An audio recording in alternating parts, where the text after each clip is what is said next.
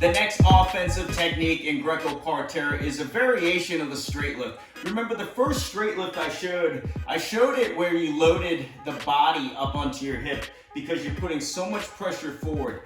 Now your opponent is sealing off. Maybe they have their inside leg really high and their bottom leg's really pinching you off so you can't really slide them up your hip. So now we're gonna step up. We're gonna step our feet up and then lift them. So same setup from the referee, blowing the whistle, I get to my lock, I reposition myself, and now when I go up top this time, I'll initially get my shoulder pressure here.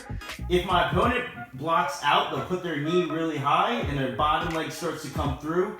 I'm gonna change my position slightly, all right?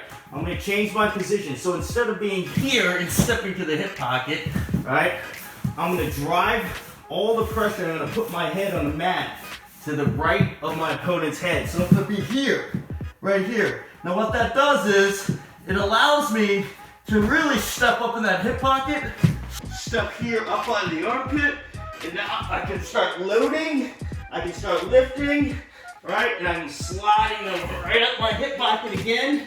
I cinch them up, and now I can get tall and take them through.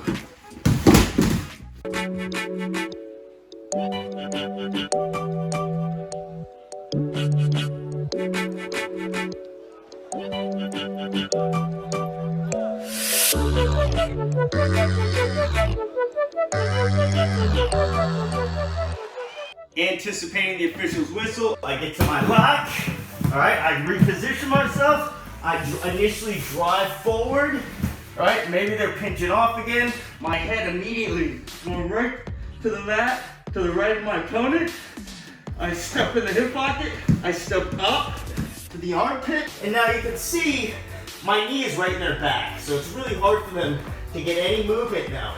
Now for me, I just gotta start lifting, slide them up my inside leg, my right leg.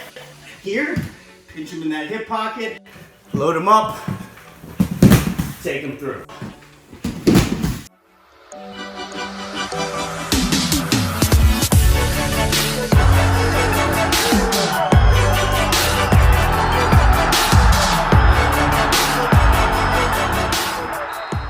Before you touch your hands to the back, make sure your opponent places and then fight for the lock.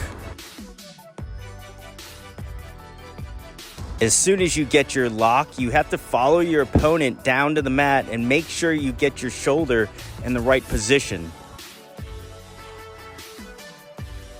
Your shoulder position is going to help immobilize your opponent and allow you to get that back leg in the hip pocket by first placing your knee on your opponent's lower back.